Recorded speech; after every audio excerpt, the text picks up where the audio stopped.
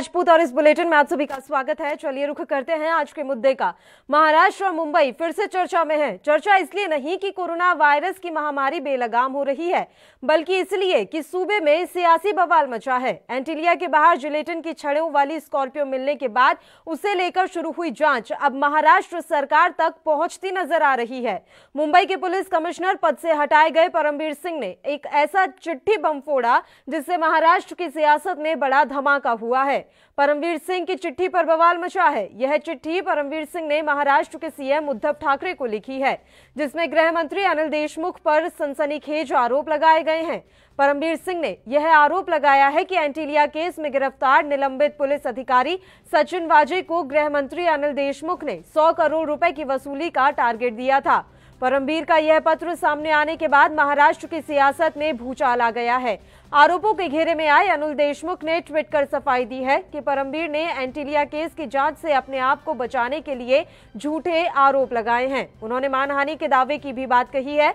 वहीं विपक्षी बीजेपी भी आक्रामक हो गई है। विधानसभा में विपक्ष के नेता और पूर्व मुख्यमंत्री देवेंद्र फडणवीस ने अनिल देशमुख को पद से हटाने की मांग की है। सूत्र बताते हैं कि देशमुख 1-2 दिन के अंदर कुर्सी छोड़ भी देंगे। ऐसा इसलिए क्योंकि दबाव बढ़ता जा रहा है। सरकार बैकफुट पर आ गई है। खबर तो ये भी है कि खुद राष्ट्रवादी कांग्रेस पार्टी के अध्यक्ष शरद पवार ने परमवीर की चिट्ठी सामने आने के बाद पहले ही देशमुख को 2 टूक कह दिया था कि उन्हें मंत्रालय से हटाया जाएगा।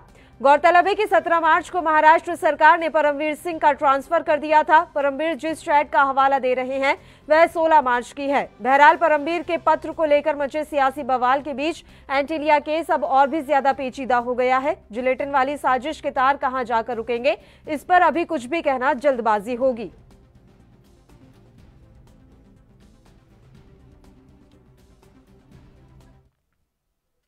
तो मुंबई के पुलिस कमिश्नर पद से हटाए गए परमवीर सिंह ने एक ऐसा चिट्ठी बम फोड़ा है जिससे महाराष्ट्र की सियासत में बड़ा धमाका हुआ है।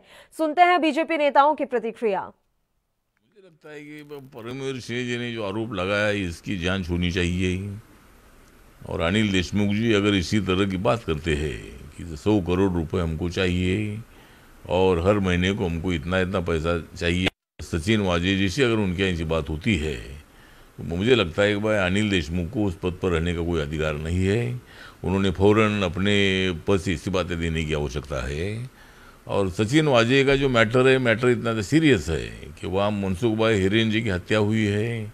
वहाँ मतलब मुकेश अंबानी के घर पर जो स्कॉर्पियो खड़ी करके वहाँ स्फोटक रख दिया है और उसमें खुद सचिन वाजे जी जो पुलिस अफसर है, क्राइम के ऑफिसर है, वो जाकर वो इस प्लान में मतलब इसका अगुवाई करते हैं। तो इसकी पूरी जांच चली रही है। लेकिन हमारी मांग ये है कि भाई इतना प्रकरण इतना सीरियस है कि सचिन वाजे का और शिवसेना वालों का भी संबंध बहुत नज़दीक आ रहा है। देवेंद्र फडणवीस जी ने भी इसके संबंध में अपनी भूमिका रखी है। तो मुझे लगता है कि बहुत सारी जो 4 गाड़ियाँ हैं वो 4 गाड़ियों में भी कुछ शिवसेना के नेताओं की गाड़ियाँ के नाम उसमें है। तो इसलिए ये प्रकरण बहुत बड़ा गंभीर है।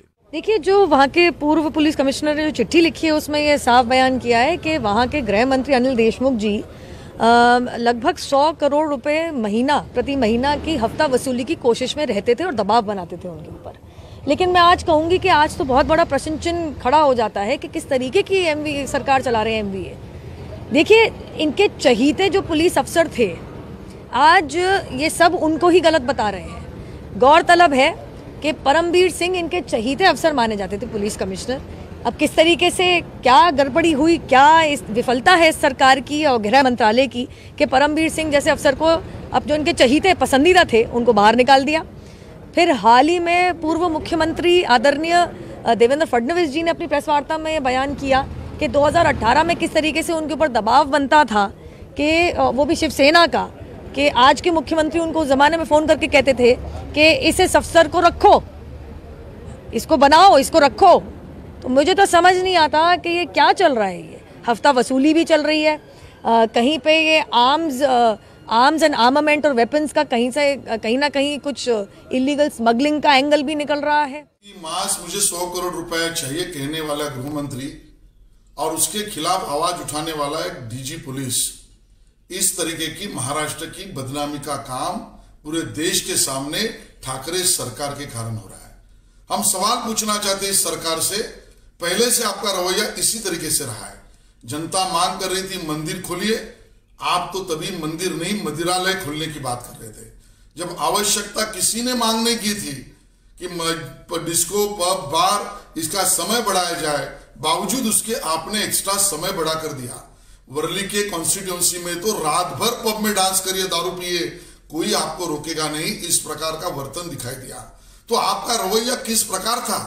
आम जनता जब कोरोना के समय पर जिंदगी और मौत से लड़ने की भूमिका में थी, तब आप वसूली का काम डिस्को पब बार से कर रहे थे। आपको इस सवाल का जवाब देना पड़ेगा कि और कौन से मामलों में ठाकरे सरकार के मंत्री पुलिस के द्वारा अपनी खंडनी और पैसा वसूल करने का काम कर रहे थे।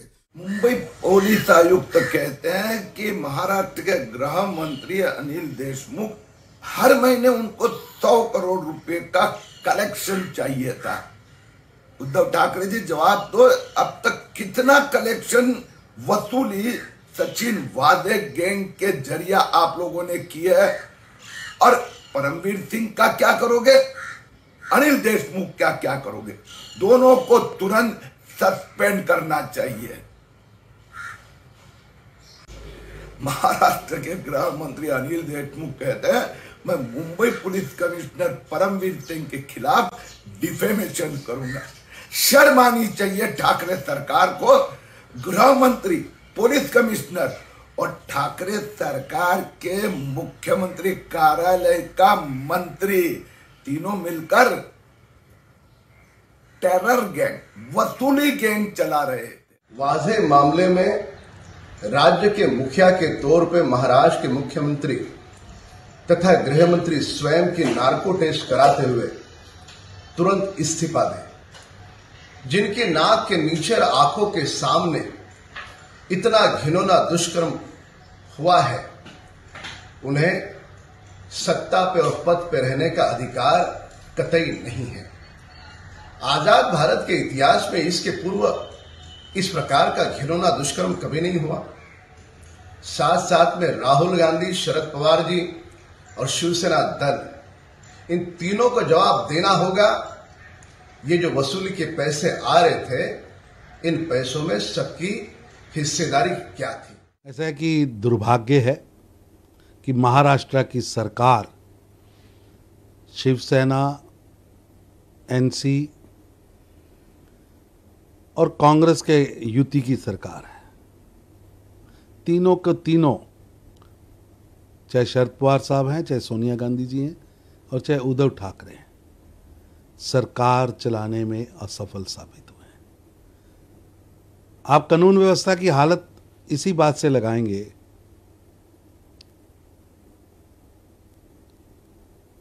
कि गृह मंत्री कमिश्नर पर आरोप लगा रहा है और कमिश्नर गृह मंत्री पर आरोप लगा रहा, और 100 करोड़ रुपया प्रति मास रिश्वत की चर्चा हो रही है। गृह मंत्री को तुरंत इस्तीफा देना चाहिए। सरकार को इसकी जांच करनी चाहिए, एफआईआर रजिस्टर्ड होनी चाहिए। घूस लेने वाला और घूस देने वाला दोनों पर। तो परमवीर सिंह की चिट्ठी पर इस समय जो बवाल मचा हुआ है, उस पर कांग्रेस नेताओं का क्या कुछ कहना है, वो भी आपको सुनाते हैं। साथ ही जेडीयू नेता केसी त्यागी की भी इस मसले पर प्रतिक्रिया सुनिए। बहुत गंभीर आरोप है। मुझे पहले तो कहना है कि जब वो पुलिस कमिश्नर थे, तब उन्होंने ये बात क्यों नहीं बताई, इसे क्यों छुपाने की कोशिश की। जब उनका तबादला कर दिया गया, तब वो ये चिट्ठी लिख रहे हैं। पहला बड़ा सवाल है, अगर वो कमिश्नर बने रहते तो शायद वो ये चिट्ठी ना लिखते। पुलिस पे बहुत शक और शुबा है। साथ साथ होम मिनिस्टर देशमुख पे जो आरोप लगाए गए हैं, गलत हैं या सही है, ये इन्वेस्टिगेशन का मामला है। इसकी मुख्यमंत्री को इन्वेस्टिगेशन करानी चाहिए, पुलिस ऑफिसर्स की भी और मिस्टर देशमुख की भी, और कांग्रेस पार्टी की आला मर्यादाएं रखते हुए देशमुख साहब को फौरन इस्तीफा दे देना चाहिए। साथ साथ जो पुलिस ऑफिसर्स हैं उनको भी सस्पेंड करना चाहिए उस वक्त तक के लिए जब तक के इन्वेस्टिगेशन मुकम्मल होता है। सच्चाई देश के सामने आनी चाहिए। ये कांग्रेस पार्टी की इज्जत का सवाल है, इसलिए मैं कहूँगा कि देशमुख साहब को फौरन इस्तीफा दें जब तक सच्चाई सामने नहीं आती और इन्वेस्टिगेशन मुकम्मल नहीं होती। दिल्ली के पूर्व पुलिस आयुक्त परमबीर सिंह की चिट्ठी, 8 पन्नों की चिट्ठी अगर सही है तो ये बहुत गंभीर मामला है और इसमें दोषी परमबीर सिंह भी हैं और अनिल देशमुख भी हैं और मुंबई पुलिस के कई बड़े अधिकारी भी हैं और हो सकता है इसके तार बड़े बड़े लोगों तक पहुंच जाए। मुद्दा इतना है कि उद्योगपति मुकेश अंबानी के घर के बाहर एक स्कॉर्पियो पाई गई जिसमें जिलेटिन की छड़ें थी और ऐसा लगा कि यह टेरर का मामला है। बाद में समझ में आता है कि हफ्ता वसूली का मामला है। अगर यह हफ्ता वसूली का मामला है तो सबसे पहले ये स्टेट स्पॉन्सर्ड एक्सटॉर्शन रैकेट है। अब कल जो चिट्ठी आई है उस हिसाब से अगर चिट्ठी को सही माना जाए तो गृह मंत्री अपने सरकारी घर में बैठकर हफ्ता वसूली का रैकेट चला रहे हैं। ये छोटा मोटा मामला नहीं है। तत्काल गृह मंत्री को हटाना पड़ेगा और एक विस्तृत जांच करनी पड़ेगी। सिमिलरली अगर परमबीर सिंह को पता था, जैसा कि वो क्लेम कह रहे हैं, उन्होंने अपने व्हाट्सएप के चैट भी दिखाए हैं और वो तब तक पुलिस आयुक्त के पद पर थे, तो उस आयुक्त के पद पर रहते हुए अगर मंत्री ही सही, अगर वो भी हफ्ता वसूली का एक रैकेट चला रहा है और अपने मातहत अधिकारियों को दबाव में ला करके हफ्ता वसूलने के लिए बोल रहा है तो परमबीर सिंह को भी एक्शन लेना चाहिए था। परमबीर सिंह ने गलती की। तीसरी बड़ी बात यह है कि आज परमबीर सिंह एक सर्विंग पुलिस ऑफिसर है, डीजी रैंक के अधिकारी हैं। प्रोटोकॉल के कुछ नियम कानून होते हैं, तो ऐसे प्रोटोकॉल के नियम कानून का उल्लंघन करते हुए जिस प्रकार से परमबीर सिंह ने बातें कही है वो साधारण बात नहीं है। उनका भी इंट्रोगेशन होना चाहिए। तो जब उनका इंट्रोगेशन करना है तो पद पे रहते हुए नहीं कर सकते। इसलिए परमबीर सिंह को भी सस्पेंड करना चाहिए, अनिल देशमुख को भी हटाना चाहिए और इस पूरे प्रकरण के विस्तार से जांच करनी चाहिए। क्या माननीय शरद पवार जी, जो इस सरकार के शिल्पकार कहे जाते हैं, इसी दिन के लिए बनाए थे सरकार कि सामान्य व्यापारियों से, नागरिकों से डरा के, धमका करके उनसे पैसा वसूलने का एक रैकेट चलाया जाए। इसलिए यह प्रकरण छोटा मोटा नहीं है, बहुत ही गंभीर प्रकरण है और इसकी जांच बहुत विस्तार से होनी चाहिए। अब संवेदनशील और आंतरिक सुरक्षा के लिए खतरनाक विषय पैदा हो गया। पुलिस कमिश्नर के द्वारा लगाए गए आरोप बहुत गंभीर हैं, लिहाजा किसी उच्च स्तरीय रेस्पेक्टेड जो मान्यता प्राप्त एजेंसी है उसके द्वारा पूरे प्रकरण की जांच कराई जाए। पुलिस कमिश्नर मुंबई महाराष्ट्र आघाड़ी जो सरकार है उसके द्वारा नियुक्त किए गए अधिकारी थे, जिन्हें सभी मंत्री और मुख्यमंत्रियों का विश्वास प्राप्त था, लिहाजा उनका वक्तव्य बहुत महत्वपूर्ण है। एलओपी का इस्तीफा कराइए या तो वो खुद करे या आप कराइए। मामला इतना गंभीर हो चुका है कि जो महाराष्ट्र के सर्वोच्च नेता हैं श्री शरद पवार, उन्होंने भी दखल दिया है। उन्होंने गृह मंत्री से भी चर्चा की है, उन्होंने मुख्यमंत्री से वार्ता की है और जल्दी फिर कोई और विस्फोट होगा।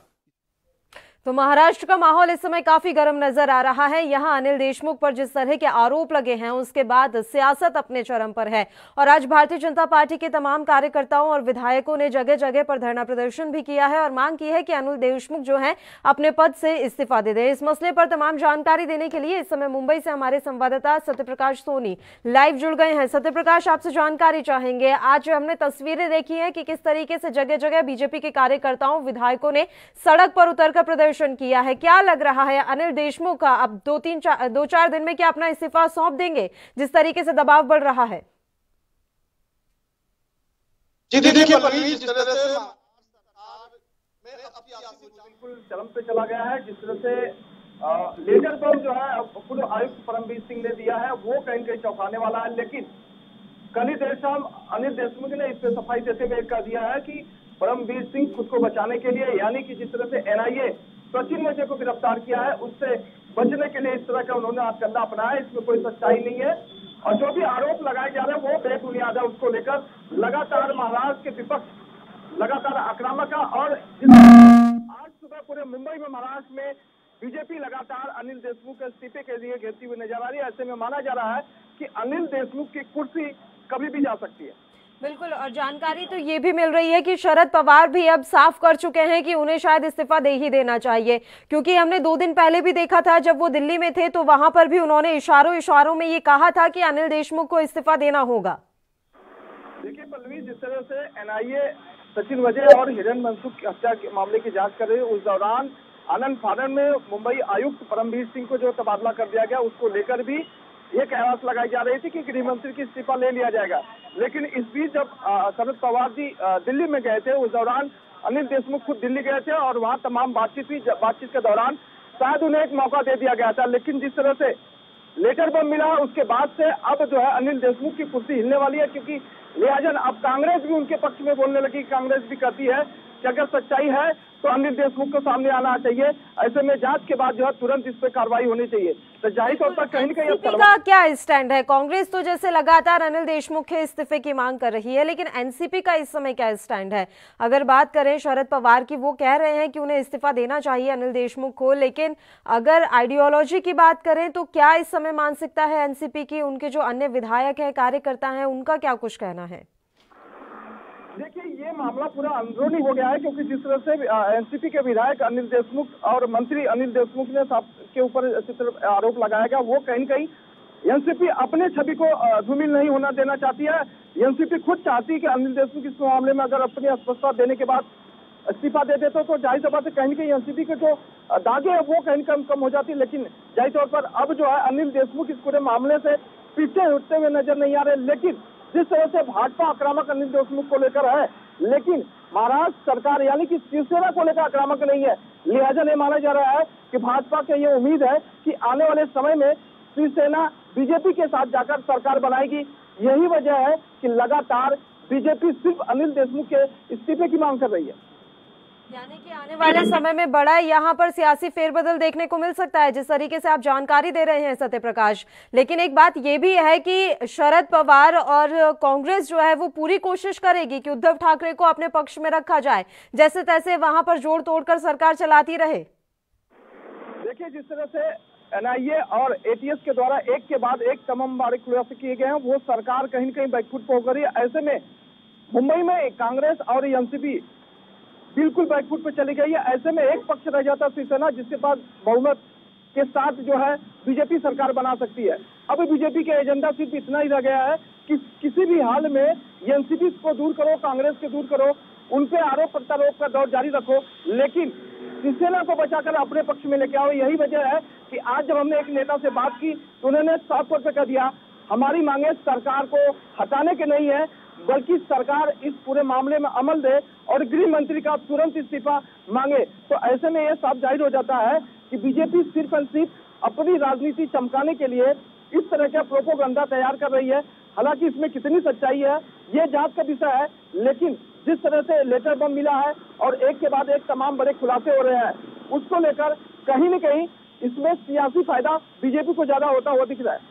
लेकिन अगर बात अनिल देशमुख की करें सत्य प्रकाश, तो वो तो अभी मानने के लिए तैयार ही नहीं है, और वो तो यही कह रहे हैं कि मैं मानहानि का केस दर्ज करूंगा, क्योंकि इस तरह का कोई भी टारगेट उनके द्वारा कभी नहीं दिया गया।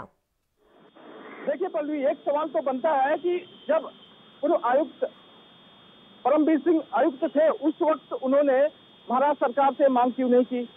जब इनका लेटर मिला था या सचिन वजह को उन्होंने बुलाकर कहा था 100 करोड़ रुपए की वसूली करके हर महीने मुझे चाहिए, उस वक्त परमबीर सिंह ने इस पर दबाव क्यों नहीं बनाया, इस पर जानकारी क्यों नहीं? तो जाहिर तौर पर यह भी कहीं न कहीं एक मामला सामने आता है कि जब आपको तबादला कर दिया गया, उसके बाद आप इस तरह से लेटरबाजी करके इस तरह से महाराष्ट्र सरकार को आप देते, जबकि ये प्रोटोकॉल में बनता ही नहीं कि कोई आईपीएस लॉबी जो है मुख्यमंत्री की इस तरह से पत्र लिखकर और किसी गृह मंत्री के ऊपर ऐसे आरोप लगाए।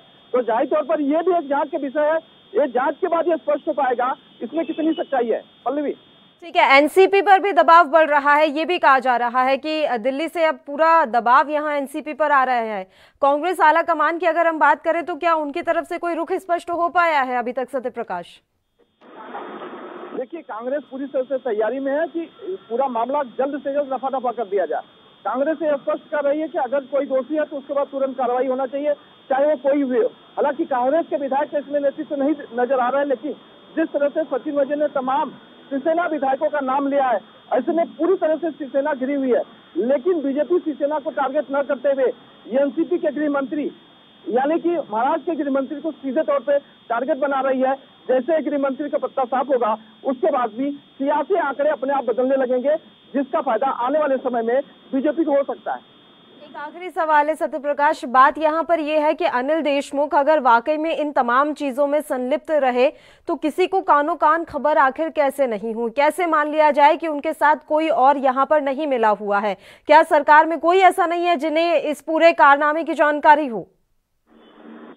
देखिए, जाहिर तौर पर सिर्फ अनिल देशमुख ने सचिन वाजे को नहीं बुलाया था, बल्कि परमवीर सिंह ने अपने पत्र में कई और आईपीएस अधिकारियों का नाम लिखा हुआ है। तो जाहिर तौर पर उनसे भी पूछताछ की जाए। हालांकि उनकी तरफ से कोई इस तरह का बयान नहीं आया, लेकिन जिस तरह से उन्होंने कहा है कि मुंबई में करीब 17 से 50 ऐसे इलीगल स्ट्रक्चर चलाए जाते हैं, इलीगल एक्टिविटी चलाई जाती है, चाहे वो बार हो, रेस्टोरेंट हो, पब हो या फिर रेस्टोरेंट हो, इस तरह की चीजें चलाई जाती है। उनसे पैसे वसूल कर गृह मंत्री को देने की बात जो कही गई है, वो इस मामले में कितनी सच्चाई है इसकी गहन जांच के बाद ही पता लग पाएगा। लेकिन जिस तरह से आरोप लगाया गया है वो काफी गंभीर आरोप है, कहीं न कहीं महाराष्ट्र की सियासी हलचल कभी तेज करने वाले हैं।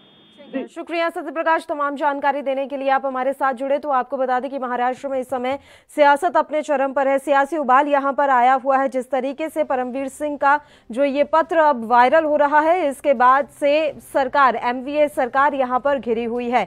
महाराष्ट्र की महाविकास अघाड़ी सरकार में मंत्री अनिल देशमुख पर अपने पद से इस्तीफा देने का दबाव अब बढ़ता जा रहा है। मुंबई के पूर्व पुलिस आयुक्त परमवीर सिंह द्वारा उन पर लगाए गए आरोपों के बाद महाराष्ट्र के गृह मंत्री अनिल देशमुख पर पद छोड़ने का इस समय दबाव है। गठबंधन के सूत्रों का कहना है कि आरोप बहुत गंभीर है और केवल इस्तीफा ही उनके लिए एक रास्ता बचा है। हालांकि इस मुद्दे पर अंतिम फैसला शरद पवार ही करेंगे। एनसीपी ने अपने वरिष्ठ नेताओं को इस मसले पर अंतिम फैसला लेने के लिए बुलाया है। अब तक एनसीपी बचाव मोड में रही है, लेकिन एनसीपी प्रमुख द्वारा इस पर अंतिम निर्णय लेने के बाद ही स्थिति साफ हो पाएगी। देशमुख ने आरोपों से इनकार किया है और शनिवार को कहा कि वह मानहानि का मुकदमा दर्ज करेंगे। बीजेपी ने उन्हें हटाने की मांग की है। मुख्यमंत्री उद्धव ठाकरे को लिखे पत्र में परमवीर सिंह ने कहा था कि गृह मंत्री ने सचिन वाजे सहित कई अधिकारियों को जबरन वसूली रैकेट चलाने के लिए कहा था और उन्हें हर महीने 100 करोड़ रुपए की उगाही का लक्ष्य भी दिया था। आरोप है कि उन्हें रेस्टोरेंट, पब, बार और हुक्का पार्लर से पैसे इकट्ठा करने के लिए कहा गया था। वहीं पूर्व आईपीएस अधिकारी पीके जैन ने मुंबई के पूर्व पुलिस आयुक्त परमवीर सिंह द्वारा महाराष्ट्र के गृह मंत्री अनिल देशमुख पर होटल्स एवं बार से हर महीने 100 करोड़ रुपए की उगाही करने का निर्देश देने संबंधी आरोपों को गंभीर करार दिया है। उन्होंने कहा कि मंत्री के खिलाफ भ्रष्टाचार निरोधी कानून के तहत मामला दर्ज किया जाना चाहिए। उन्होंने ये भी कहा कि मेरे विचार से भ्रष्टाचार निरोधी कानून के तहत मामला दर्ज करना ही सही रास्ता है। देशमुख को अब पद पर बने रहने का कोई अधिकार नहीं है, क्योंकि परमवीर सिंह को पारदर्शी जांच सुनिश्चित करने के लिए पद से हटाया जा सकता है, तो मंत्री पर भी यही नियम लागू होना चाहिए और उन्हें भी अपने पद पर अब बने नहीं रहना चाहिए। तो कुल मिलाकर अब दबाव बढ़ता जा रहा है अनिल देशमुख पर। अब देखना यही रहेगा कि शरद पवार इस मसले पर क्या कुछ निर्णय लेते हैं। और आज जगह जगह भारतीय जनता पार्टी के द्वारा प्रदर्शन भी किया गया है। महाराष्ट्र के पूर्व सीएम और बीजेपी नेता देवेंद्र फडणवीस ने अनिल देशमुख के इस्तीफे की मांग की है। देवेंद्र फडणवीस ने कहा है कि हम महाराष्ट्र सरकार के गृह मंत्री अनिल देशमुख के खिलाफ गंभीर आरोपों की केंद्रीय सरकारी एजेंसियों द्वारा विस्तृत जांच की मांग करते हैं। इस आरोप के बाद महाराष्ट्र के सियासत में भूचाल इस समय आया हुआ है। पूर्व पुलिस कमिश्नर ने सीएम उद्धव ठाकरे को चिट्ठी लिखकर आरोप लगाते हुए कहा है कि गृह मंत्री अनिल देशमुख ने सचिन वाजे से 100 करोड़ रुपए हर महीने कलेक्ट करने को कहा था। पूर्व कमिश्नर के इन आरोपों के बाद भारतीय जनता पार्टी अनिल देशमुख का इस्तीफा मांग रही है। आपको बता दें कि आज बीजेपी ने प्रदर्शन भी किया है। अनिल देशमुख के इस्तीफे की मांग को लेकर ये प्रदर्शन किया गया। यहां बीजेपी के कार्यकर्ता इकट्ठा हुए और गृह मंत्री अनिल देशमुख के इस्तीफे की मांग को लेकर जबरदस्त तरीके से प्रदर्शन किया। इससे पहले महाराष्ट्र के पूर्व सीएम और बीजेपी नेता देवेंद्र फडणवीस ने भी अनिल देशमुख के इस्तीफे की मांग की है। देवेंद्र फडणवीस ने कहा कि हम महाराष्ट्र सरकार के गृह मंत्री के खिलाफ गंभीर आरोपों की केंद्रीय सरकारी एजेंसियों द्वारा विस्तृत जांच की मांग करते हैं। यदि केंद्र सरकार इससे सहमत नहीं है तो अदालत की निगरानी में ही जांच की जानी चाहिए। पत्र में लगाए गए आरोपों को देखते हुए गृह मंत्री को तुरंत इस्तीफा दे देना चाहिए या सीएम को उन्हें बर्खास्त करना चाहिए।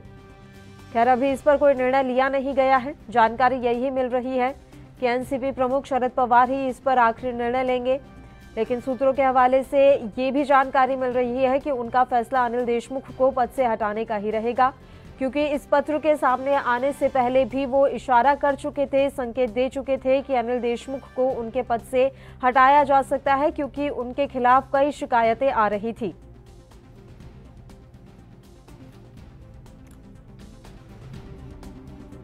न सिर्फ बीजेपी जबकि महाविकास अघाड़ी में कांग्रेस पार्टी जो है उसने भी मांग की है अनिल देशमुख के इस्तीफे की। कांग्रेस के तमाम कार्यकर्ता और नेता इस समय अनिल देशमुख के इस्तीफे की मांग कर रहे हैं। जाहिर है कि कोई भी अपना दामन जो है दागदार नहीं करना चाहता, इसलिए मांग अब लगातार अनिल देशमुख के इस्तीफे की ही उठ रही है। वहीं मनसे प्रमुख राज ठाकरे ने भी अनिल देशमुख को पद से हटाने की मांग की है। राज ठाकरे ने मराठी में ट्वीट किया कि मुंबई के पूर्व पुलिस कमिश्नर परमवीर सिंह की मुख्यमंत्री को लिखी चिट्ठी विस्फोटक है।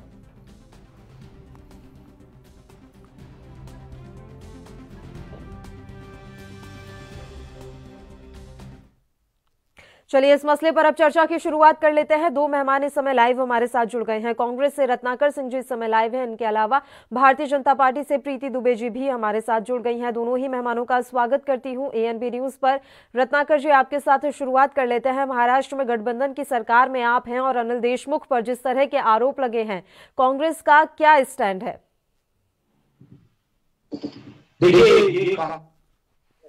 ये कहीं न कहीं एक बड़ी साजिश का हिस्सा दिखाई दे रहा है।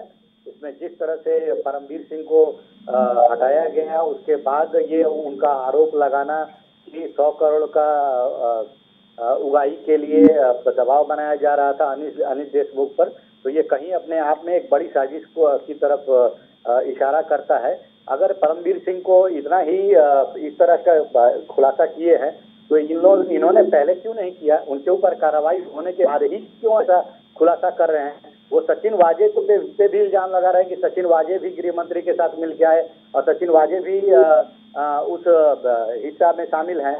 तो सचिन वाजे के ऊपर आज एसआईए की जांच हो रही है। आज वो बुरी तरह फंस चुके हैं। सचिन वाजे ने क्यों नहीं खुल के सामने अनिल देशमुख के ऊपर आरोप लगाया? तो कहीं न कहीं ये गृह मंत्री भी पहले इस पे आशंका 1 महीना पहले भी जता चुके हैं। जिस तरह से केंद्रीय एजेंसियां हमारे पुलिस अधिकारियों के ऊपर दबाव बना रही हैं, कहीं न कहीं यह दूसरे तरफ इशारा करती हैं।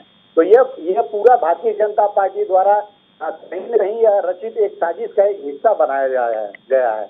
अगर यह 100 करोड़ रुपया अगर परमवीर सिंह इकट्ठा करने का टारगेट दिया गया था, तो क्या वो क्यों नहीं बता रहे हैं कि वो किस नेता को दिए, कौन कौन सा नेता उसमें शामिल है, उसका नाम का भी खुलासा लिए? आप सिर्फ एक चिट्ठी लिख देते हैं और कहते हैं कि 100 करोड़ उपाय करने के लिए हमें कहा गया था। तो इस चिट्ठी के ऊपर जो अनिल देशमुख जी जो माननीय गृह मंत्री हैं, उन्होंने मानहानि का भी दावा किया है। तो ये जांच के बाद ये बात पता चल जाएगी क्या है इसमें सच्चाई। ठीक है प्रीति जी, आपकी प्रतिक्रिया। वो कह रहे हैं कि भारतीय जनता पार्टी के द्वारा रची गई ये साजिश है और इस साजिश के तहत ही इतने बड़े आरोप अनिल देशमुख पर लगाए जा रहे हैं। पल्लवी जी, मुझे ये बहुत ही हास्यास्पद लग रहा है कि कांग्रेस के प्रवक्ता जी ने कहा कि ये बीजेपी की साजिश है। अब मैं ये बात करती हूँ कि जब बीजेपी को साजिश रचनी थी तो वो उस समय क्यों नहीं रच लिया इन्होंने, जब हमको सत्ता चाहिए थी। अब उन्होंने तो सत्ता बनाई है, किसमें पार्टी कौन कौन है, शिवसेना है, एनसीपी है, कांग्रेस है और कांग्रेस के प्रवक्ता बीजेपी पे। अब पहले ये तो देखिए, सत्ता में आप हैं, आपके मुख्यमंत्री गृह मंत्री को ऑर्डर देते हैं, आपके गृह मंत्री आपके कमिश्नर को ऑर्डर देते हैं। ये तो आप लोगों का फैलाया हुआ रायता है, तो उसमें बीजेपी कहाँ से आ रही है? आप ये सोचिए, बीजेपी पे आरोप किस हिसाब से आपके कांग्रेसी प्रवक्ता लगा रहे हैं? ठीक है, बताइए रत्नाकर जी। अपनी पार्टी के बारे में कुछ कम ज्ञान है। प्रीति जी को यह नहीं मालूम है कि इनको सत्ता चाहिए, भारतीय जनता पार्टी को सत्ता में काबिज रहना चाहिए। वो केन प्रकारेण सत्ता में काबिज रहना चाहती है। उसी का एक हिस्सा आज महाविकास आघाड़ी को गिराने की साजिश जो रची जा रही है, उसी का एक हिस्सा है। कर्नाटका भी एक उदाहरण ले लीजिए, जहाँ पे हमारी चुनी हुई सरकार थी, वहाँ पे भी इन लोगों ने एक साजिश के तहत उस चुनी हुई सरकार को गिरा दिया। मध्य प्रदेश में भी इन्होंने एक साजिश किया और चुनी हुई सरकार को, जनता के जनादेश का अपमान किया और चुनी हुई सरकार को गिरा दिया। मैं इनको आज कहना चाहता हूं कि आप यह एक चिट्ठी के ऊपर इतना हो हल्ला कर रहे हैं। आप ही के सांसद मोहन डेलकर जी, आप ही के सांसद मोहन डेलकर जी जो यहाँ पे मुंबई में आके एक होटल में आत्महत्या कर लेते हैं, उन्होंने एक चिट्ठी लिखा है, सुसाइड नोट लिखा है। उस सुसाइड नोट में बहुत क्लियरली उन्होंने सारी चीजों का वर्णन किया है, जिसमें उन्होंने कहा भी है कि मैं प्रधानमंत्री को भी चिट्ठी लिख चुका हूं, गृह मंत्री को भी चिट्ठी लिख चुका हूं। आज एजेंसियां मेरे ऊपर नाहक मुझे परेशान कर रही हैं, लेकिन उस चिट्ठी पे कोई कार्रवाई नहीं होती है। आज इनका सांसद मजबूरी में आत्महत्या कर लेता है, लेकिन कहीं न कहीं इस चिट्ठी को एक माध्यम बनाकर जो अनर्गल आरोप है कि नहीं है, ये तो आने वाली एजेंसी जांच के बाद ही पता चलेगा। अभी कहना थोड़ा सा जल्दीबाजी होगी। जो आरोप लगाया जा रहा है उस आरोप के ऊपर कोई अभी सच्चाई है कि नहीं है, या यह कोई मंशा छुपी हुई है। क्योंकि देखिए, कोई भी प्रशासनिक अधिकारी जब उसको राजनीतिक मंशा होती है तो वो कुछ इसी तरह का कार्य करता है। जैसा कि मैं आपको उदाहरण दे दूं, सतपाल सिंह भी यहीं के पुलिस कमिश्नर थे। उनको राज्यसभा का सांसद बना दिया गया। यहाँ से रिजाइन कराने के बाद उनको राज्यसभा का सांसद बना दिया गया। रंजन गोगोई जो थे, जस्टिस रंजन गोगोई, उनको भी कुछ इस तरह से कार्य करने का इनाम उनको दिया गया कि राज्यसभा में उनको सांसद के लिए नॉमिनेट किया गया। और प्रशासन के शीर्ष पे बैठे हुए लोगों को जब राजनीतिक मंशा उनके अंदर घिर जाती है तो वो कुछ इसी तरह का कार्य करते हैं। आज जो परमवीर सिंह कर रहे हैं ये उसी तरफ जो इंडिकेट करती है। आप अगर ले लीजिए, एक और उदाहरण देता हूं मैं, यह किस तरह से महाविकास आघाड़ी सरकार को बदनाम करने की कोशिश करते हैं। सुशांत सिंह प्रकरण में इसी तरह से डीजीपी जो गुप्तेश्वर पांडे जो है, वो अपनी पुलिस को भेजकर यहाँ पे पुलिस जो जांच चल रही थी, बराबर जांच चल रही थी। सारे आज जांच के बाद भी खुलासा हुआ कि सुशांत सिंह ने खुद आत्महत्या किया था, भले उसके पीछे मोटिव कुछ दूसरा हो। तो यह मुंबई पुलिस जो खुलासा कर रही थी, लेकिन केंद्र में बैठी सरकार ने मुंबई पुलिस की जांच को दरकिनार करते हुए अपनी केंद्रीय जांच एजेंसियों को यहाँ पे भेजा और महाविकास आघाड़ी सरकार को बदनाम करने के उस समय भी इन्होंने पूरी कोशिश की। गुप्तेश्वर पांडे ने अपनी पुलिस को भेजकर यहाँ जिस तरह से ड्रामा और नौटंकी किया गया वो पूरी दुनिया जानती है। उसी तरह से आज कुछ उसी तरह का प्रकरण जो है यहाँ पे परमवीर सिंह के चिट्ठी के माध्यम से बनाया जा रहा है, जिसको महाविकास आघाड़ी सरकार को बदनाम करने की कोशिश की जा रही है। और परमवीर सिंह के ऊपर हमारे गृह मंत्री जी ने मानहानि का केस करने का भी दावा किया है और आने वाले समय में यह सच्चाई पूरी तरह से खुल जाएगी। एक सवाल है मेरा रत्नाकर जी, क्या इस पूरे मामले पर खुद कांग्रेस एकजुट नहीं है? क्या कांग्रेस के अभी अलग अलग विचारधारा है इस मसले पर? क्योंकि मैं अभी सुन रही थी राशिद अल्वी, संजय निरुपम जैसे सरीखे नेता, इतने दिग्गज नेता हैं ये तो कांग्रेस पार्टी के, वो ये कह रहे हैं कि अनिल देशमुख को अपना पद अब छोड़ देना चाहिए, उन्हें इस्तीफा दे देना चाहिए, क्योंकि उन पर इतना बड़ा आरोप लगा है और ये गंभीर मसला है। ये उन्होंने कहा है कि ये गंभीर मसला है, उन पर आरोप लगा है, अब उन्हें इस्तीफा दे देना चाहिए। और आप यहां बैठकर अभी बचाव मोड में मुझे नजर आ रहे हैं, तो क्या ये माना जाए कि अभी कांग्रेस एकजुट नहीं है इस मसले पर? देखिए क्या होता है, आरोप लगाने से कोई अपराधी सिद्ध होता है ऐसा है नहीं। उनके ऊपर आरोप लगाया गया है। अभी परमवीर सिंह के ऊपर जब आरोप लगाया गया तो अनिल देशमुख जी ने ये कहते हुए उनको पद से हटाया क्योंकि जांच में विघ्न बाधा नहीं पैदा हो। तो यह हमारी महाविकास आघाड़ी की जो सरकार है वो 3 पार्टियों की सरकार है। हमारे नेतागण जो उनको बोलते हैं रिजाइन करने के लिए, तो उनका कहने का तात्पर्य यही होगा कि कहीं न कहीं ये पूरे चीजों का खुलासा जो है वो किया जाए। इसकी वजह इसलिए उन्होंने मांग किया है कि इनको पद से हटना चाहिए। तो ये पार्टी का डिसीजन होगा, यह महाविकास आघाड़ी एनसीपी का डिसीजन होगा कि उनको गृह मंत्री रखना है कि नहीं रखना है। ये तो उनकी पार्टी का डिसीजन है। तो यह किसी के ऊपर आरोप लगा दिया गया और आरोप सिद्ध नहीं है। कोई भी नेतागण अगर इस तरह की बात कर रहा है तो कहीं न कहीं वो निष्पक्षता से जांच करने की बात कर रहा है, जिसमें कहीं कोई पॉलिटिकल प्रेशर ना आए, कहीं कोई दबाव नहीं आए। इसकी वजह से यही कारण है कि उन्होंने इस तरह का वक्तव्य दिया। बताइए प्रीति जी।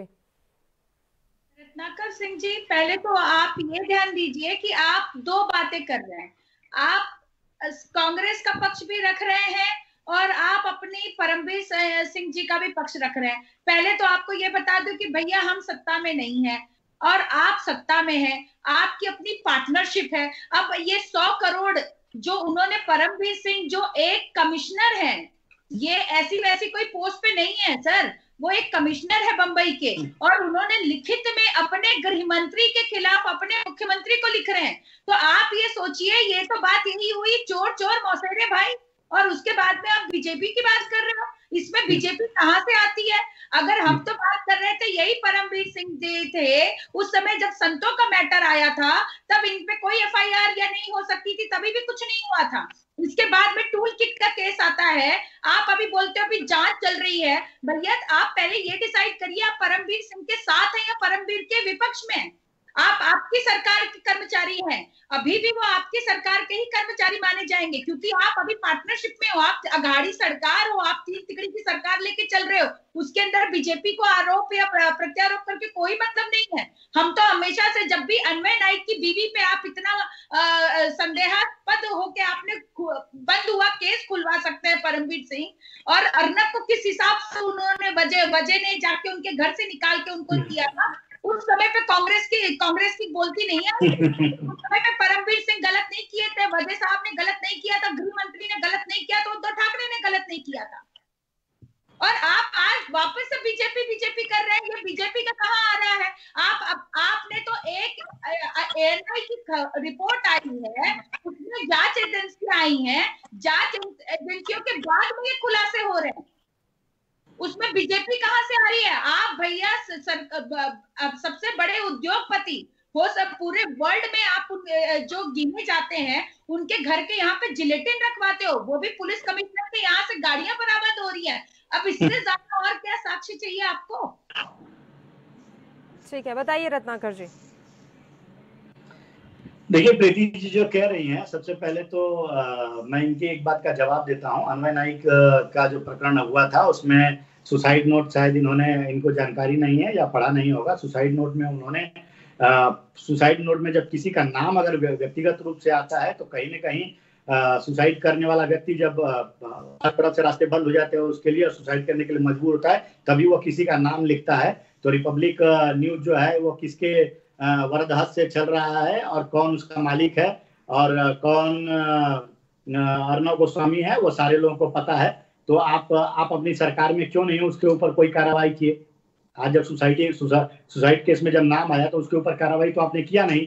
आज सिर्फ एक आरोप लगा दिया गया है कि 100 करोड़ की उगाही, चंदा उगाही के लिए के दबाव बनाया जा रहा है, तो उस पर आप लोग इतना हो हल्ला कर रहे हैं। सुसाइड नोट में नाम आने पे अगर पार्टी अगर कहती है कि उसमें सुसाइड नोट पे आने वाला आदमी जो है कहीं न कहीं गुनाहगार है, तो वो गलत है।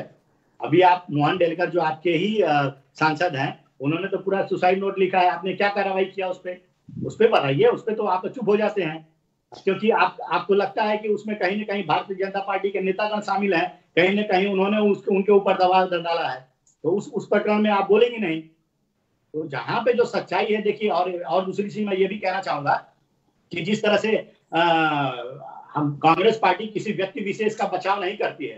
कांग्रेस पार्टी अपने सिद्धांतों पे चलती है और राजकारण करती है, राजनीति करती है, या राज्य को किस तरह से सुचारू रूप से चलाना है वह देखती है, किसी व्यक्ति को बचाने के लिए नहीं कार्य करती है। आज सचिन वाजपेयी के ऊपर जो चीजें लगाई गई है, हमने कहा विरोध किया है किसी भी चीज के लिए? हम तो NIA की जांच हो रही है तो उसमें तो सहयोग कर रहे हैं पूरा। आप जांच करिए, पकड़िए, कल्प्रिट है अगर उनको तो दोषी है तो उनको उनके दोष के हिसाब से सजा दीजिए। हमने कहीं बचाव किया है क्या? आपने कहीं देखा है कि हमने सचिन वाजे का बचाव किया है? हाँ, हम परमजीत सिंह को ये जरूर कहना चाहेंगे कि इस तरह का अगर इल्जाम लगाया है उन्होंने, तो ये पैसे कहाँ किस नेता को दिए हैं वो भी तो जरा बताए। सिर्फ इल्जाम लगाने से आरोप सिद्ध नहीं होते हैं। उन्हीं की तो आगे जांच करनी है ना सर। अभी तो आरोप लगे हैं रत्नाकर जी, अभी तो आरोप लगे हैं, उसी की तो जांच करनी है। और ये तो वही वाली बात हुई ना सर, जब तक सब कुछ सही चल रहा था तो परमवीर सिंह शांत बैठे हुए थे, जैसे ही उन पर कार्रवाई की आंच आई तो उन्होंने सच्चाइयां खोलना शुरू कर दिया। बात यही तो है। आप दल बदल में भी तो यही देखते हैं, जब तक आपके साथ होते हैं तो सब अच्छा होता है, अगर भारतीय जनता पार्टी पर चले जाते हैं तो आप ही सबसे ज्यादा बुरे लगने लगते हैं। तो यहाँ पर भी कुछ ऐसा ही नजर आ रहा होगा। और ये बात तो हमने भी देखी थी जब शरद पवार दिल्ली गए थे, तो उस समय भी उन्होंने इशारों में कह ही दिया था कि अनिल देशमुख को लेकर बहुत शिकायतें आ रही हैं। तो जब बार बार उनके ऊपर उंगलियां उठती रही हैं तो अब क्यों ना उठे उंगलियां? देखिए, उंगली उठाना ये लोकतंत्र में जायज है। आप कोई भी गृह मंत्री हो, मुख्यमंत्री हो, प्रधानमंत्री हो, आपका पूरा अधिकार है उंगली उठाने के लिए। उसके लिए माननीय शरद पवार जी ने एक मीटिंग भी रखा है शाम को। शायद उस मीटिंग में वो कुछ निर्णय ले जिससे कि जांच एजेंसियों को जांच करने में पूरी स्वतंत्रता मिले। इस तरह का निर्णय जो है शाम को लिया जा सकता है। तो इसमें हम किसी व्यक्ति विशेष का बचाव नहीं करते या व्यक्ति विशेष के ऊपर आरोप नहीं लगाते, लेकिन कहीं ना कहीं परमवीर सिंह इस तरह से चिट्ठी लिखे हैं तो उनको ये भी बताना चाहिए कि वो पैसा उन्होंने किस किस नेता को दिए हैं। और ये 100 करोड़ अगर आया है तो अगर 100 करोड़ आया है तो उसमें उनका कितना हिस्सा है ये भी तो बताना चाहिए उनको कि 100 करोड़ आया तो उन्होंने किसी चैरिटेबल। बिल्कुल, इसकी जांच तो होनी चाहिए। 100 करोड़ में परमवीर सिंह का कितना हिस्सा है, अनिल देशमुख का कितना हिस्सा है, कैबिनेट के और अगर अन्य मंत्री शामिल हैं तो उनका कितना हिस्सा है, कोई और प्रशासनिक अधिकारी शामिल है तो उनका कितना हिस्सा है। ये बहुत आपने सही बात कही है सर, ये जांच तो होनी चाहिए। और मैं एक और सवाल यहाँ पूछना चाहती हूँ, क्या पहले से ही डर था, इसलिए जब एनआईए को इसकी जांच सौंपी गई तो सबसे ज्यादा विरोध किया सरकार ने, महाराष्ट्र की सरकार ने? क्यों किया गया उस समय विरोध सर? क्या डर था कि अगर एनआईए के हाथ में चली गई जांच तो बड़े खुलासे हो जाएंगे मुंबई पुलिस के साथ, तो फिर भी आप साठगांठ करके रफा दफा कर देते चीजें? नहीं, एनआईए की जांच देखिए, राज्य सरकार की कुछ एजेंसियां हैं जो एजेंसियां उनको जांच करती हैं। अगर राज्य सरकार की एजेंसियों को मौका नहीं मिलेगा और केंद्रीय एजेंसियां आके जांच तुरंत करना शुरू कर देंगी तो कहीं ना कहीं राज्य सरकार उस पर आपत्ति जरूर जताएगी, जाहिर करना चाहेगी, उसमें चाहे महाविकास आघाड़ी का कोई मंत्री हो। तो हमारा उस पर आपत्ति जताने का मकसद ये नहीं है कि हम उसको वो केस है वो केस के ऊपर हम पर्दा डालने की कोशिश कर रहे हैं या खुलासा नहीं करने देना चाह रहे हैं। हमारी एजेंसियां हैं, खुद की एजेंसियां हैं जो उस पर काम कर रही थी और उसके बाद भी अगर केंद्रीय एजेंसियां आती हैं तो उस पर आपत्ति था हम लोग को, इसके अलावा हमारा कोई आपत्ति नहीं था। बताइए प्रीति जी। मैं तो इनसे ये पूछूंगी, अन्वय नाइक के लिए तो आपने एक बता दिया, लेकिन मनसुख हिरेन की पत्नी, क्या उसका दर्द कम है? एक दबा हुआ केस आपने खोला है, लेकिन आज वो तो मीडिया में आके मनसुख हिरेन की पत्नी बता रही है कि उनके पति का मर्डर हुआ है। और इसके बाद में आप लोगों को उसमें कोई ये नहीं दिख रहा है कि भैया उस औरत का कितना दर्द है। एक तो हम ये सोच रहे हैं एक महिला का दर्द हमने बोध कर लिया, दूसरी ओर मैं देखती हूँ कि आप जब अगर महाराष्ट्र की जनता, आप ये देखिए कितनी वल्नरेबल पोजीशन में है कि हमारे यहाँ के जो मुख्यमंत्री जी हैं आज तक वो सिर्फ वो जांच का गेम खेल रहे हैं। आप ये सोचिए कि इतनी बड़ी बात हो रही जहां उद्योगपति सेफ नहीं है, जहां के कमिश्नर अपने इसमें जांच से बाहर नहीं हो पा रहे, संदिग्ध पाए जा रहे हैं, जहां पे गृह मंत्री संदिग्ध पाए जा रहे हैं, तो आप ये देखिए महाराष्ट्र की जनता हाहाकार कर रही है। क्यों कांग्रेस को दिख नहीं रहा है? कहां गया आपका मैंडेट? बताइए रत्नाकर जी, जवाब दीजिए। देखिए, प्रशासन अपनी कार्रवाई कर रहा है और जांच एजेंसियां अपना काम कर रही है।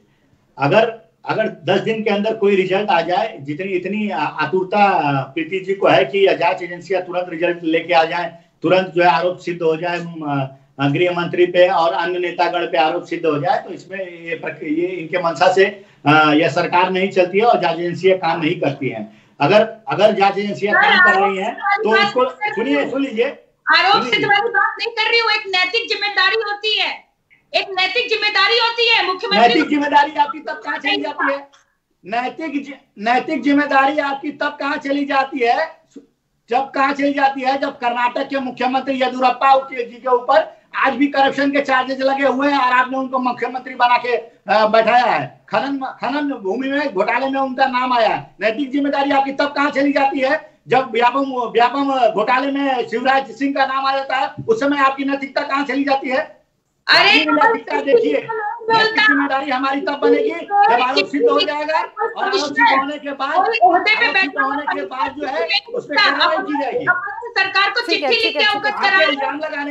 आपके इल्जाम लगाने से आरोप सिद्ध नहीं हो पाएगा। आज गृह मंत्री जी के ऊपर आप लोग अगर इल्जाम लगाएंगी तो उससे आरोप नहीं सिद्ध हो जाएगा। वो जांच एजेंसियां काम करेंगी और जांच एजेंसियां तथ्यों की जांच करेंगी और उसके बाद जो सिद्ध होगा उसके ऊपर कार्रवाई किया जाएगा। बिल्कुल बिल्कुल। रत्नाकर जी लौट रहे हैं आपके पास इस समय, इस वक्त की बड़ी खबर से अपने दर्शकों को रूबरू करवा देते हैं ये बड़ी जानकारी। बिल्कुल रत्नाकर जी, तुरंत लौट रही हूँ आपके पास। मुंबई से इस वक्त की बड़ी खबर आ रही है, एएनबी न्यूज आप तक पहुंचा रहा है। गृह मंत्री अनिल देशमुख के घर पर इस समय बड़ी बैठक चल रही है। ये बड़ी खबर एएनबी न्यूज पर इस समय आप देख रहे हैं। बैठक में गृह सचिव और एसीएस गृह विभाग शामिल हैं, ये जानकारी इस समय मिल रही है।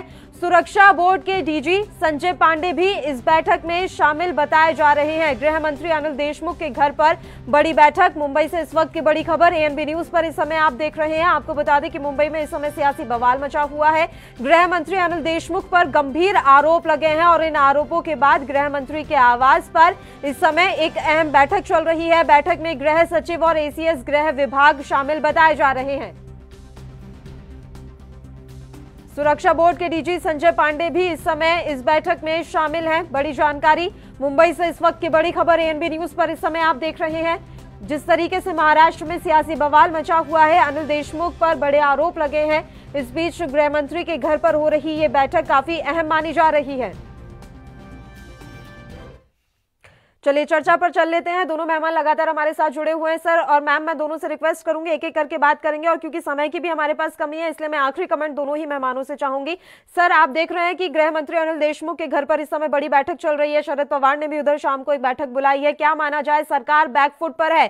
क्या वाकई में अनिल देशमुख अब इस्तीफा दे देंगे? क्या उन पर काफी प्रेशर इस समय है? देखिए, यह महाविकास आघाड़ी की सरकार जो है उसका वो हमेशा यह इच्छुक रहेगी कि किसी भी तरह का इस तरह का अगर कोई पुलिस अधिकारी है, अगर करप्शन में पाया जाता है तो उसकी निष्पक्षता से जांच हो, चाहे सचिन वाजे हो, चाहे परमजीत सिंह जो है, अगर इस तरह की उनका पुलिस कमिश्नर रहते हुए अगर इस तरह का कांड हुआ है, अंटालिया के यहाँ पे जो जिलेटिन की गाड़ियां वहां पे लगा दी गई, तो ये कहीं कहीं उनकी असफलता एक है, उसकी वजह से उनको ट्रांसफर कर दिया गया। और ट्रांसफर करने के बाद वो जो है जिस तरह का लेटर उन्होंने लिखा है मुख्यमंत्री को, तो उसकी मंशा के ऊपर और उसकी जांच पूरी तरह से हो, इसके लिए अगर मंत्रालय में फेरबदल करना भी पड़े तो वह उसके लिए हम तैयार हैं। और जो भी उनकी पार्टी एनसीपी जो निर्णय लेगी, अगर वो खुद उनकी पार्टी का निर्णय है, वो कांग्रेस पार्टी यही चाहेगी कि उसकी पूरी सच्चाई के साथ और तथ्यों के साथ और पूरी पारदर्शिता के साथ जो है उसका जांच हो।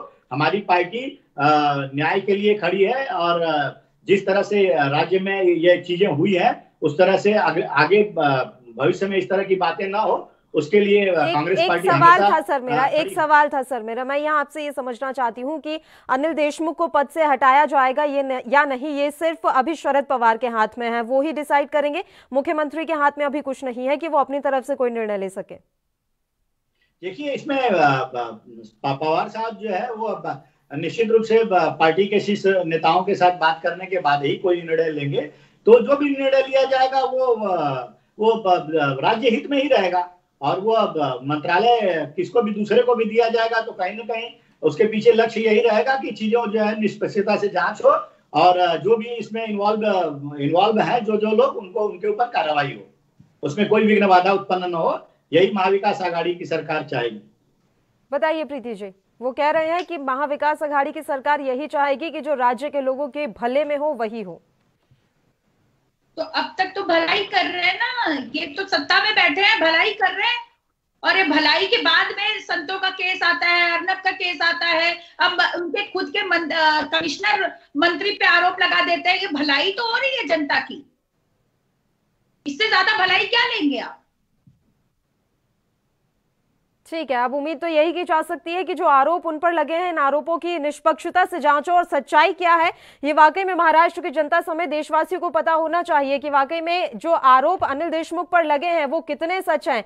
क्या वाकई में परमवीर सिंह सही बोल रहे हैं या फिर कोई साजिश की बू यहां पर आ रही है? इन सब का पटाक्षेप होना वाकई में जरूरी है। आप दोनों ही मेहमानों का शुक्रिया अदा करना चाहूंगी इस मसले पर तमाम चर्चा करने के लिए। आप हमारे साथ जुड़े और इस वक्त की बड़ी खबर लगातार हम आप तक पहुंचा रहे हैं कि किस तरीके से अभी गृह मंत्री अनिल देशमुख देशमुख के आवास पर बैठक चल रही है, उनके घर पर यह बैठक बुलाई गई है। यह बड़ी जानकारी एएनबी न्यूज इस समय आप तक पहुंचा रहा है। आपको बता दें कि उन पर बड़े आरोप लगे हैं। अनिल देशमुख की मैं यहां बात कर रही हूं। परमवीर सिंह ने यह दावा किया है कि एंटीलिया केस में गिरफ्तार असिस्टेंट पुलिस इंस्पेक्टर सचिन वाजे को अनिल देशमुख ने हर महीने 100 करोड़ रुपए की उगाही करने के लिए कहा था। परमवीर सिंह की इस चिट्ठी से महाराष्ट्र की सियासत में नया विवाद खड़ा हो गया है। इस बीच ये बड़ी जानकारी मिल रही है कि गृह मंत्री अनिल देशमुख के आवास पर बैठक चल रही है। बड़े अधिकारी इस बैठक में शामिल हुए हैं। पुलिस विभाग से जुड़े हुए कई अधिकारी इस समय इस बैठक में शामिल हैं। गृह सचिव इस बैठक में शामिल हैं। तो ऐसे में माना जा रहा है कि काफी अहम डिस्कशन यहां पर हो रहा है। और आपको बता दें कि शरद पवार ने भी एक अहम बैठक बुलाई है और ये निर्णय लिया जाएगा कि अनिल देशमुख को उनके पद से हटाना है या वो अभी अपने पद पर बने रहेंगे। जो आरोप उन पर लगे हैं, किस तरीके से इन आरोपों की जांच होगी, तमाम चीजें अभी भविष्य के गर्त में है, देखने वाली बात रहेंगी। लेकिन जो विवाद इस समय महाराष्ट्र की सियासत में खड़ा हुआ है, उसको देखकर साफ तौर पर लग रहा है कि जल्द ही ये विवाद खत्म नहीं होने वाला। अब बीजेपी, जो कि यहाँ की मुख्य विपक्षी पार्टी है, वो इस मसले को जोर शोर से उठाएगी। और ये भी जानकारी मिल रही है कि कहीं ना कहीं सरकार इस मसले के बाद बैकफुट पर है और पूरा प्रेशर है कि अनिल देशमुख को अब पद से हटा दिया जाए। तो ये देखने वाली बात रहेगी कि वो खुद इस्तीफा देते हैं या उन्हें पद से हटाया जाता है। तमाम चीजें इस समय भविष्य की गर्त में हैं। लेकिन पत्र के बारे में हम आपको जानकारी दे दें कि पत्र में परमवीर सिंह ने कहा है कि क्राइम इंटेलिजेंस यूनिट की जिम्मेदारी संभालने वाले सचिन वाजे को गृह मंत्री ने पिछले कुछ महीनों के दौरान कई बार अपने आधिकारिक आवास पर बुलाया था। परमवीर सिंह का आरोप है कि सचिन वाजे को बार बार गृह मंत्री के लिए पैसा इकट्ठा करने के निर्देश दिए गए थे।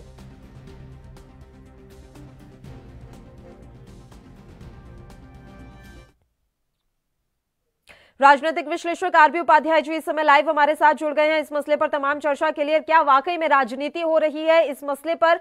जवाब हम आरबी उपाध्याय जी से ही ले लेते हैं कि आखिर वो क्या समझ रहे हैं, किस तरीके से इस मसले को देख रहे हैं। सर, सीधा सा सवाल है, क्या साजिश की बू यहाँ नजर आ रही है या जो परमवीर सिंह के द्वारा आरोप लगाए गए हैं वो कहीं ना कहीं सत्य भी हो सकते हैं? देखिए, ये जांच का विषय है पल्लवी, लेकिन जो भी पब्लिक डोमेन में आ रहा है बहुत कष्टदायक है, बहुत पीड़ादायक है और कहीं ना कहीं एक प्रश्न चिन्ह लगाता है व्यवस्था के ऊपर। देखिए, अभी तक ये कहा जाता था कि भी जो भी नेता लोग हैं या जो भी मिनिस्टर हैं भी पैसा ऊपर तक जाता है। अब मान लीजिए भी कमिश्नर को कहा जाएगा या किसी जिम्मेदार अधिकारी को ड्यूटी लगाई जाएगी कि भी 100 करोड़ 200 करोड़ रुपए इकट्ठे करने हैं और उसे बताया जाएगा, स्पेसिफिक किया जाएगा कि भी ये बार है, ये रेस्टोरेंट है, ये हुक्का बार है, इससे इतने इतने पैसे लेने हैं।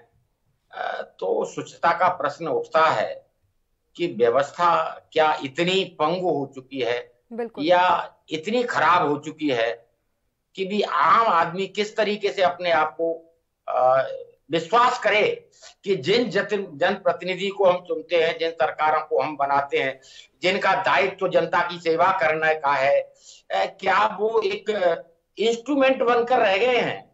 क्या वो सिर्फ पैसा इकट्ठा करना, क्या यही काम करेंगे वो? तो देखिए, ये प्रश्न एक यक्ष प्रश्न उठकर खड़ा होता है। तो इसकी जांच करना आवश्यक है जिससे पब्लिक में एक व्यवस्था के प्रति जो भरोसा है वो बना रहे। अदरवाइज विश्वास डगमगा रहा है, पहले ही डगमगा रहा है। और मैं नहीं कह रहा हूं इस बात को, ये संसद में कहा जा चुका है कि विश्वसनीयता खतरे में है। बिल्कुल, जो विश्वसनीयता बनी रहनी चाहिए नेताओं की, जनप्रतिनिधियों की, उस पर एक प्रश्न चिन्ह लग रहा है। सर, तो एक वक्त था जब मुंबई पुलिस को सबसे बेहतरीन पुलिस में गिना जाता था, लेकिन पिछले कुछ वक्त से हम देख रहे हैं कि किस तरीके से छवि दागदार हो रही है। और अब जो ये केस सामने आया है उसके बाद आगे क्या प्रभाव रह जाएगा? क्या वाकई में मुंबई पुलिस उतनी विश्वसनीय रह जाएगी जितना किसी जमाने में उसे कहा जाता था? देखिए, दागदार नहीं, तार तार हो रहा है। आप देखेंगे कैसे पब्लिक विश्वास करे।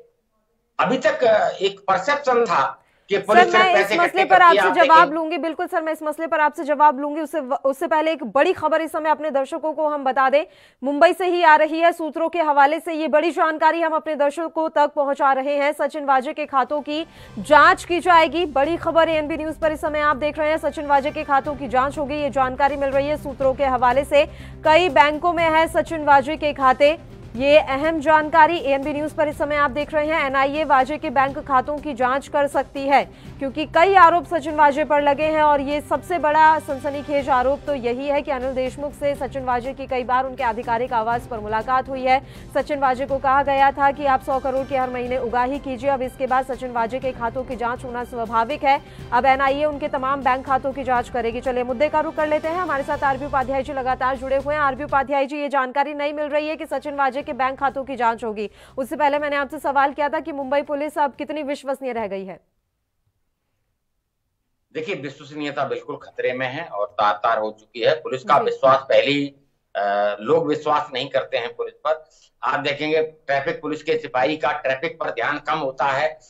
वो सिर्फ उसका धन उगाही का एक साधन बन के रह चुकी है पुलिस। चाहे वो थाने हो और चाहे वो ट्रैफिक पुलिस का सिपाही ट्रैफिक सिग्नल पर खड़ा हो, उसे कोई लेना देना जनता से, जनता के सरोकारों से, जनता की सुरक्षा से सिर्फ और सिर्फ जब पैसा ही ऑब्जेक्ट रह जाएगा।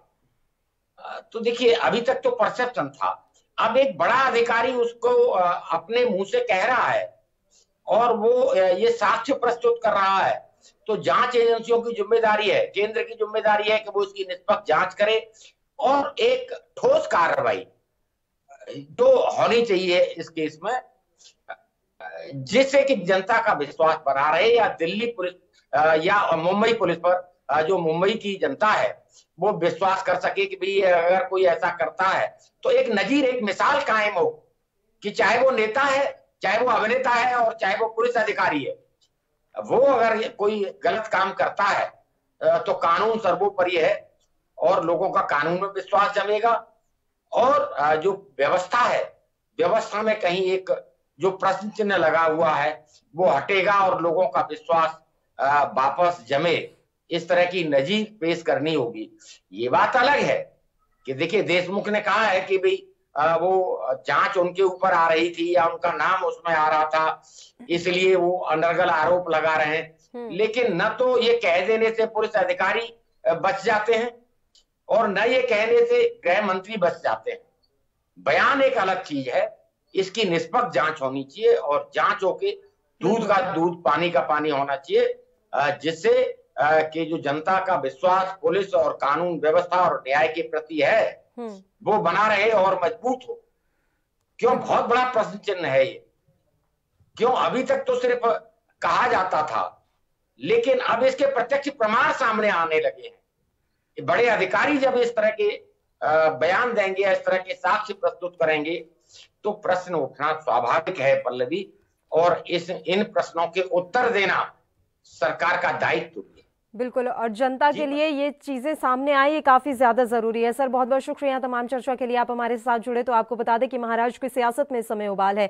गृह मंत्री अनिल देशमुख के इस्तीफे की लगातार मांग की जा रही है। इस बीच गृह मंत्री अनिल देशमुख के घर पर बैठक भी चल रही है। शरद पवार ने भी एक शाम को बैठक बुलाई है। देखने वाली बात रहेगी कि अनिल देशमुख अपना इस्तीफा देते हैं या नहीं। इसी के साथ इस बुलेटिन में फिलहाल के लिए इतना ही।